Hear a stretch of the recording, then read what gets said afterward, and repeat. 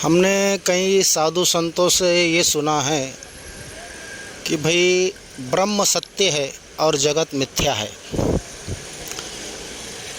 یہ ہندو دھرم کے اندر گیتا کے اندر بھی لکھا ہوا ہے کہ برہم ستیہ جگت متھیا، جیسا کہ بھئی اللہ سچ ہے، باقی رہنے والا ہے، اور جو جگت ہے اس کا مطلب دنیا، یہ دنیا متھیا یعنی کہ فنا ہونے والی ہے۔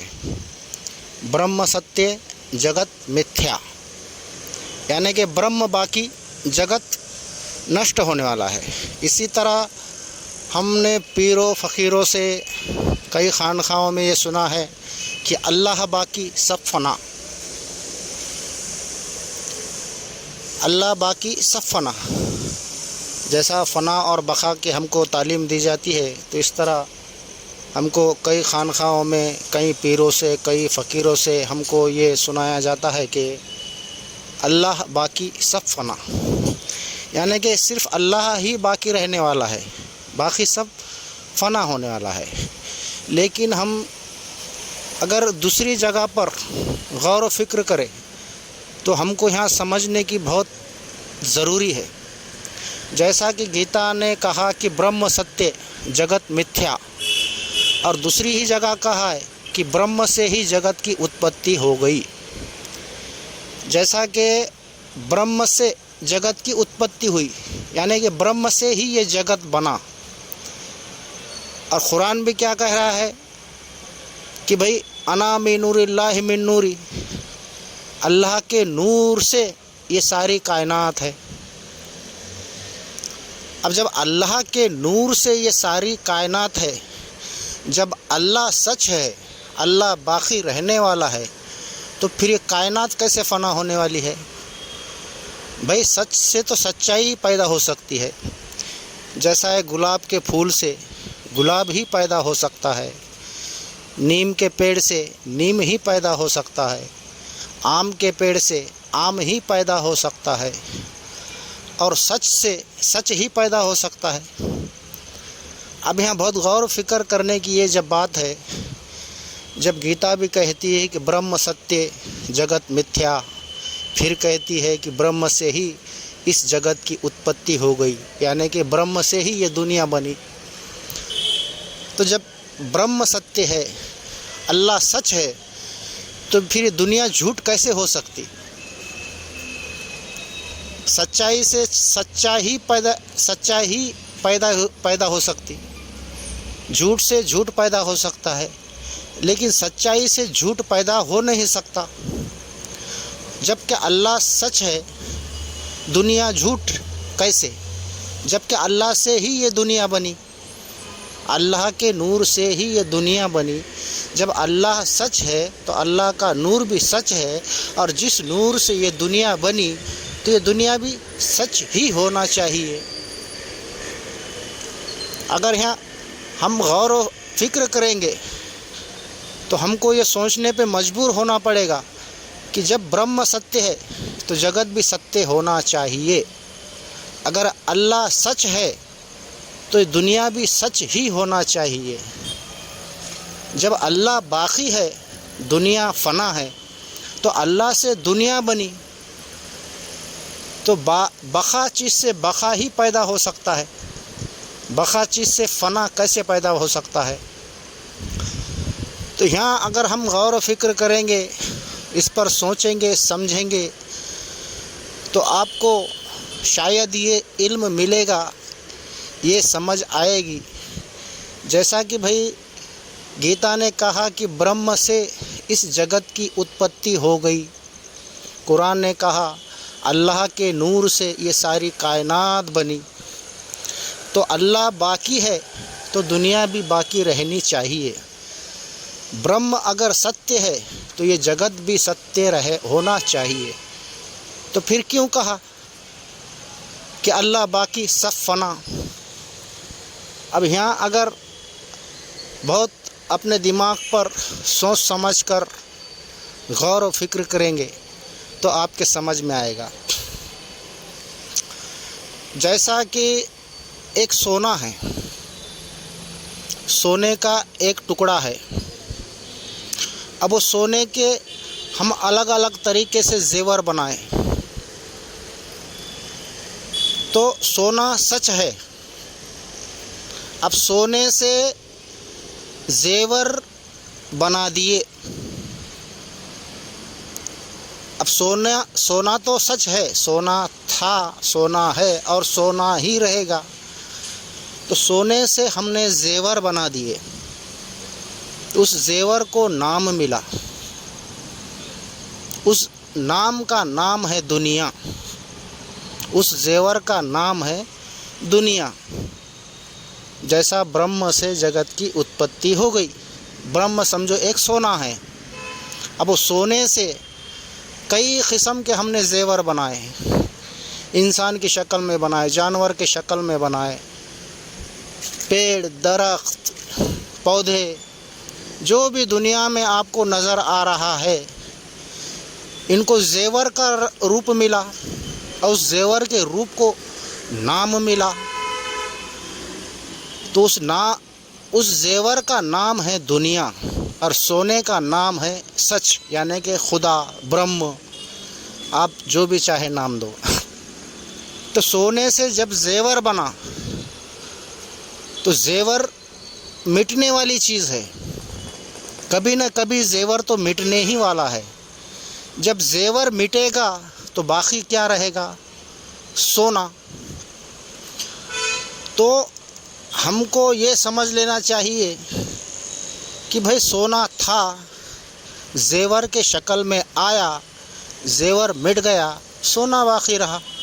تو جب ہم کو پیری مریدی میں یہ تعلیم دی جاتی ہے کہ فنا اور بقا، فنا کیا ہے اور بقا کیا ہے؟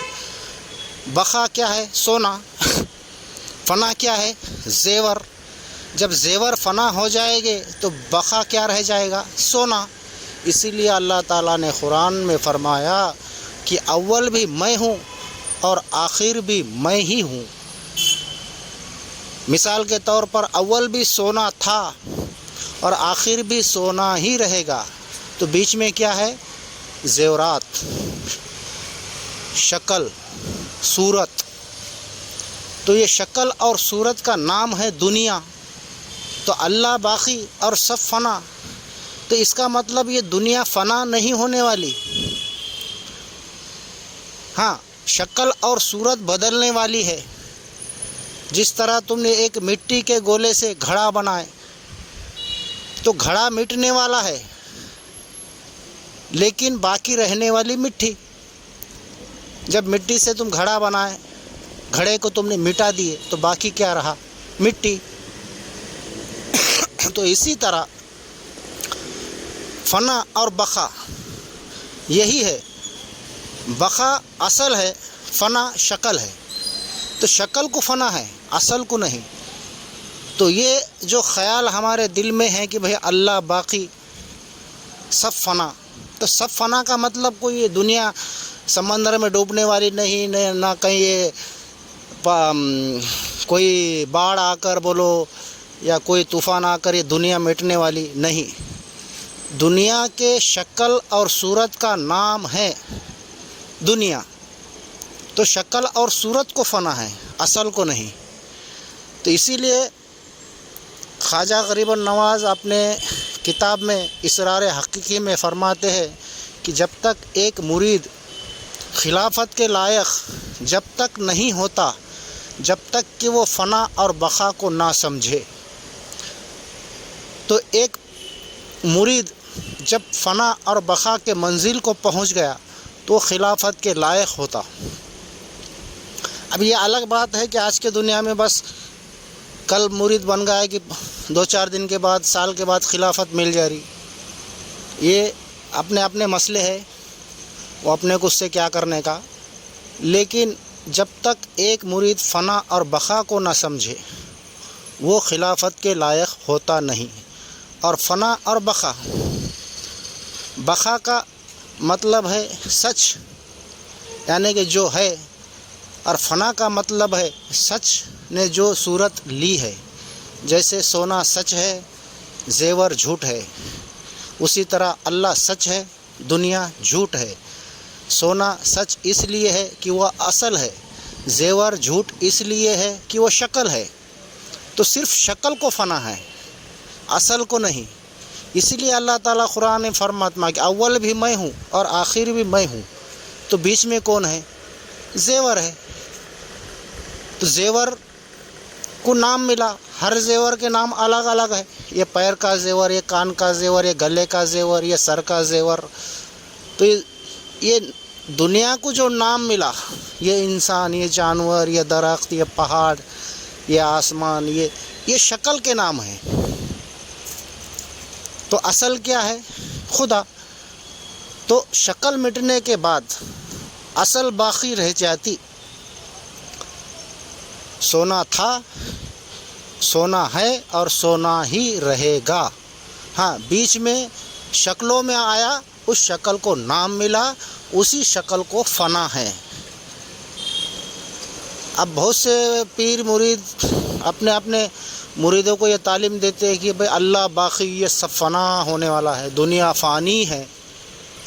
اب دنیا فانی کا مطلب یہ کوئی دنیا ڈوبنے والی نہیں ہے، دنیا ختم ہونے والی نہیں ہے، دنیا تھی، ہے اور رہے گی، صرف شکل اور صورت بدلتے رہیں گے، اسی کا نام ہے فنا۔ اور بقا وہ تو اللہ ہے، اللہ باقی، سب فنا۔ تو یہ علم سوچنے سمجھنے پر اور غور و فکر کرنے پر ہی ملتا ہے۔ آپ کو یہ علم کہیں آسانی سے نہیں ملے گا، اور اس علم کو پانے کے لیے کہیں اپنے کو بہت دور جانا نہیں ہے، رات رات جاگنا نہیں ہے، بھوکے نہیں مرنا ہے۔ جسم کی ضرورت کو پورا کرتے ہوئے آسانی سے تم علم کو پا سکتے ہو، صرف اپنے سمجھ کو بدلنا ہے، صرف اپنے سمجھ کو سمجھنا ہے، غور و فکر کرنا ہے۔ اس لیے کہ حضور صلی اللہ علیہ وسلم خود فرماتے ہیں کہ ایک گھڑی کی فکر 60 سال کے عبادت سے بہتر ہے۔ کس لیے؟ بھائی تم 60 سال نماز پڑھ رہے، روزے رکھ رہے، حج کر رہے، زکوٰۃ دے رہے، مگر تم ایک گھڑی بھر اگر غور و فکر میں بیٹھ گئے، سوچنے لگے، تو 60 سال کے عبادت سے بہتر ہے۔ دوسری جگہ پھر فرماتے ہیں حضور صلی اللہ علیہ وسلم کی حدیث ہے کہ ایک گھڑی کی فکر، غور و فکر، جن و ملائکہ و انسان کے زندگی کے عبادت سے بہتر ہے۔ تو ہم کو یہ سمجھ لینا چاہیے کہ غور و فکر پہ اتنا کیوں زور دیا گیا، غور و فکر کو اتنا کیوں اعلیٰ بتایا گیا۔ تو غور و فکر کرنا بہت ضروری ہے۔ تو ہر بات پہ غور و فکر کرنا ضروری ہے۔ جب اللہ باقی ہے، سب فنا ہے، تو اس بات پہ تم کو غور و فکر کرنا پڑے گا کہ بھائی اللہ کے نور سے یہ دنیا بنی، تو جب اللہ باقی ہے تو دنیا فنا کیسے ہونے والی؟ کیونکہ سچائی سے سچائی پیدا ہو سکتی ہے۔ تو فنا کیا ہے، اس کو سمجھنا بہت ضروری ہے۔ میں نے جو بھی آپ کو سمجھایا ہے، یہ میری اپنی سمجھ ہے، اور میں اس سمجھ کو کسی کے اوپر زبردستی سے کسی کے اوپر لادنا نہیں چاہتا۔ ہاں، میں اتنا ہی آپ سے کہنا چاہتا ہوں کہ بھائی میں نے جو بھی بولا، جو بھی آپ کو سمجھایا، اس پہ تم غور و فکر کرو، سوچو، سمجھو۔ اگر آپ کے سمجھ میں آئے تو اس پہ عمل کرو اور ایسا سوچنے کی کوشش کرو۔ تو اللہ باقی، سب فنا۔ سب فنا کا مطلب کوئی یہ مٹنے والا نہیں ہے، شکل اور صورت مٹنے والی ہے۔ تو سونا تھا، سونا ہے اور سونا ہی رہے گا۔ جیسے کہ اللہ تعالیٰ نے قرآن میں فرمایا کہ ظاہر بھی میں اور باطن بھی میں۔ تو اس پہ بھی غور و فکر کرنا پڑے گا۔ ظاہر کا مطلب کیا ہے کہ بھائی جو بھی تم کو نظر آ رہا، تمہارے آنکھوں کے سامنے ہے، جو بھی تم کو دکھ رہا ہے، یہ سب اللہ ہی اللہ ہے، کیونکہ قرآن کا فرمان ہے ظاہر بھی میں اور باطن بھی میں۔ اب تم کو جو بھی زیور کے شکل نظر آ رہے ہیں، بالی ہے، پیر کے پیزب ہے، تو ظاہری طور پر تم کو ان چیزوں کے نام لینا ہی پڑیں گے کہ یہ بالی ہے، یہ پیزب ہے، یہ سر کا تاج ہے، یہ کمر کا جو بھی زیور ہے، تو زیور کا آپ کو نام تو لینا ہی پڑے گا، لیکن آپ کی دل کی نظر، آپ کے دل میں خیال اصل کا رہنا چاہیے۔ تو ظاہر بھی میں اور باطن بھی میں، تو جو دکھ رہا ہے وہ سب اللہ ہی اللہ ہے، اور جو نہیں دکھ رہا ہے وہ بھی اللہ ہی اللہ ہے۔ تو اسی لیے قرآن نے کہا کہ اللہ ذرے ذرے میں ہے۔ جب اللہ ذرے ذرے میں ہے تو میرا کئی سادھوؤں سے، سنتوں سے، مہاتماؤں سے، بڑے بڑے پیروں فقیروں سے، مفتیوں سے یہ میرا سوال ہے کہ بھائی جب اللہ ذرے ذرے میں ہے اور اللہ باقی ہے، جب اللہ ذرے ذرے میں ہے تو وہ کون سا ذرہ ہے جو فنا ہونے والا ہے، یہ مجھے بتانے کی کوشش کرے، اور میں نے جو بھی سمجھایا ہے اس کو سمجھنے کی کوشش کرے۔ السلام علیکم رحمۃ اللہ وبرکاتہ۔